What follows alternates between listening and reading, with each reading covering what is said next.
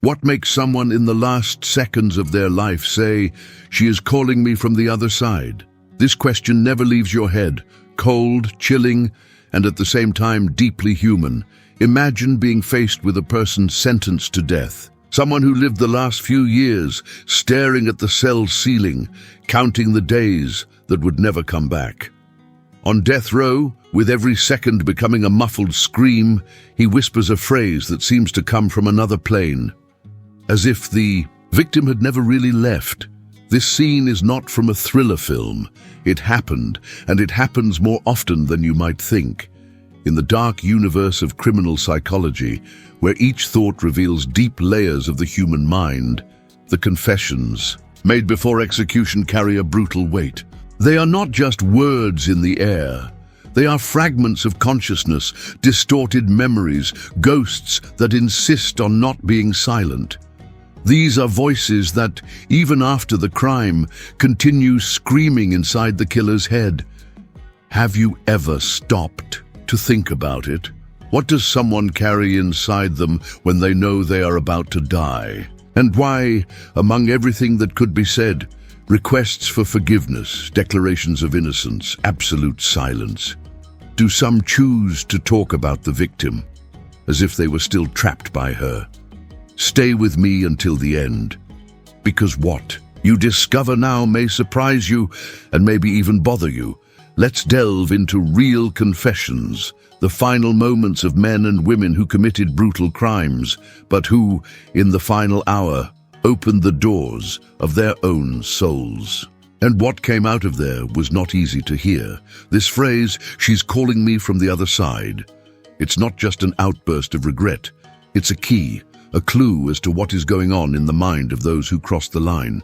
In many cases, the victim's voice never disappears. She becomes part of the criminal, a constant presence which returns in dreams, in whispers, in the silence of the cell. Sometimes more alive than himself.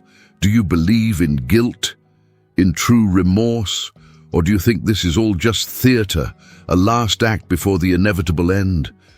A criminology seeks to understand not only what the criminal did, but why he did it, and perhaps more importantly, how he lives with it until his last breath.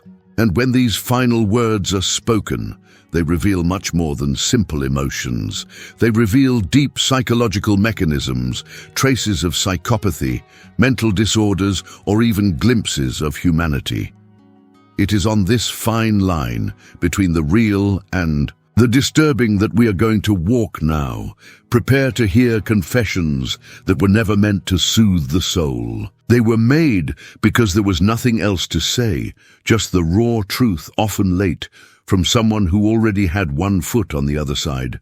And the most disturbing thing?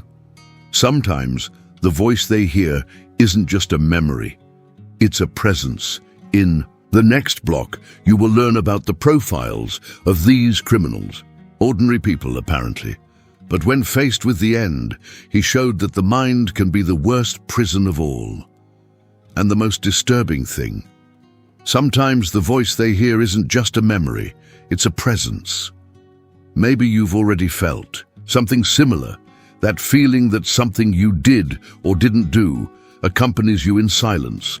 Not on the same level, of course, but the human mind is a delicate, mysterious, and sometimes even dangerous terrain. These criminals, deep down, reveal a side that we all have, the weight of conscience, the echo of the past, the regret that hurts more than any sentence.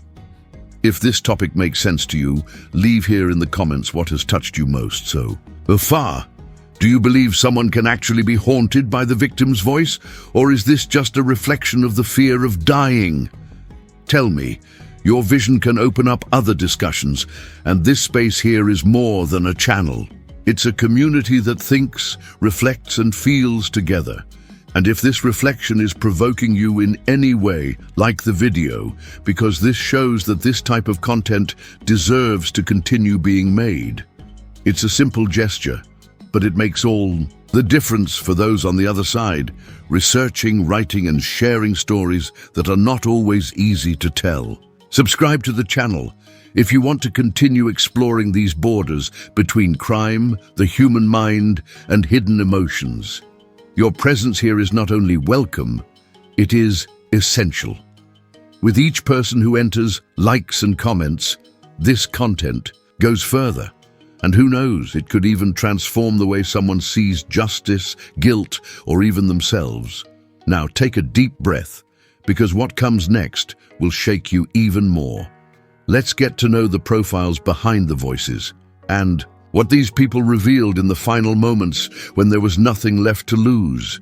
Now I want to go even deeper into this subject, because there is something disturbing and at the same time fascinating when we observe what someone chooses to say in the last seconds of their life. It's not just a goodbye. It is often the rawest reflection of the human mind, stripped of any mask. It's as if in the face of death there was no more room for lies or strategies, only the essence, and sometimes that essence speaks louder than a lifetime of silence. Last-minute confessions are studied by criminology and forensic psychology precisely for this reason. They reveal what was hidden during trials, interrogations, and years of imprisonment. These are speeches that do not seek absolution or admiration. Often they are not even directed at anyone. They are lonely whispers, gazes fixed on nothing, as if something or someone was there, right in front of them. This phenomenon is not new. Throughout history, several scholars have dedicated themselves to analyzing the accounts of criminals moments before execution. Dr. Catherine Ramsland, for example, a renowned forensic psychologist, has written extensively about what she calls mind's final stage, the final stage of the mind, in which the individual, faced with absolute finitude, abandons any psychological defense and reveals impulses, memories, and emotions with an intensity never shown before. But the most surprising thing is to realize that behind the most brutal confessions, what emerges is something much more human than monstrous, as if even the coldest killers are crossed by memories that hurt them more than any sentence. This is where one of the most emblematic cases comes in, the one that gave rise to the title of that video. The phrase, "She's calling me from the other side," was said by James R. Holloway, sentenced to death in the United States in 2004. His crime was barbaric. He murdered his ex-partner with cruelty, claiming jealousy and anger. Throughout the trial, he remained cold, distant, with behavior that many psychologists classified as typical of a narcissist with psychopathic traits. But on the day of his execution, something changed. According to the priest who accompanied him in the last few hours, Holloway was restless, sweating, as if something was pressing on him from within. Minutes before the lethal injection was administered, he looked into the corner of the room, fixed his eyes on something or someone no one else could see, and murmured, "She's calling me from the other side. I hear her voice. She won't leave me alone." The silence that followed was absolute. No apology, no justification. Just that. What does this line mean? Blame? Delirium? A reflection of psychological trauma. Many experts point to the concept of internalized victim, when the criminal absorbs the image of the victim to the point of no longer being able to separate her from himself. It is not repentance in the moral sense of the word, but continuous mental torment, like a scar that never heals. There are many other similar examples. Kenneth Bianchi, known as one of the Hillside Stranglers, claimed to hear the victims' voices even years after the crime.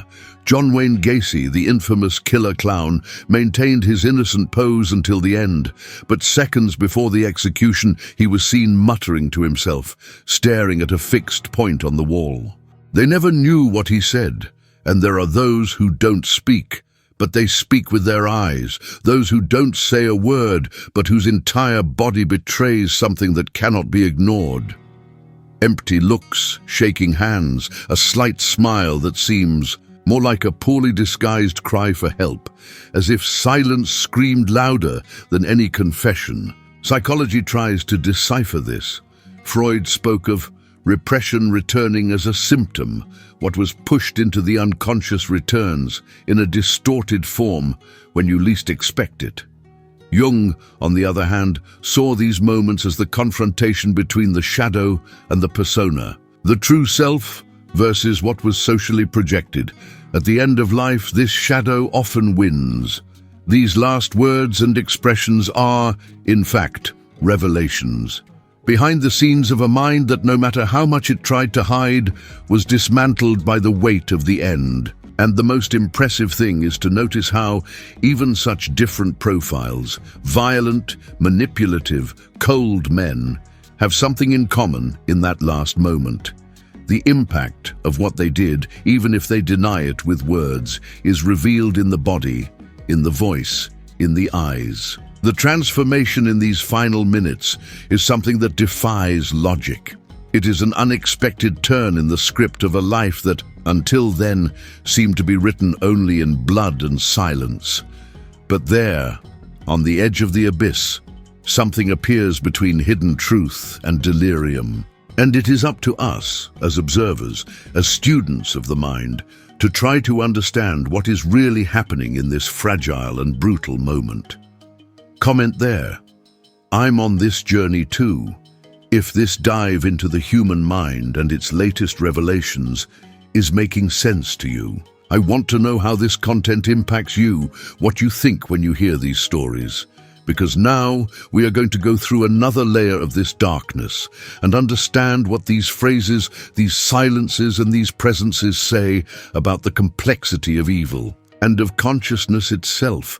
If you've made it this far, it's because something in this content really touched you, and I'm very grateful for that. Talking about the human mind, especially in these extreme moments, requires more than curiosity. It requires presence, empathy, and a real willingness to see beyond appearances. If this type of reflection makes sense to you, and if this journey through criminal psychology has awakened something inside, subscribe to the channel. This way you continue to follow content that goes deep, without rushing, without labels, but with depth and purpose. Here the idea is this: think together, feel together, and see what is behind the words and the silences. Oh, and tell me in the comments, writes, I'm with you until the end, just so I know who stayed with me in this conversation until the last minute. It's always special to see who really connects with what we share here. If you like the video, leave a like. It's a simple gesture, but it shows that this exchange was valuable to you and helps keep this space alive, accessible, and growing stronger. And if you want to continue exploring this universe, stay tuned for the next videos here on the channel. I guarantee you will complement everything we've talked about so far. Here you will have more stories, more layers of the human mind, and perhaps more questions than answers.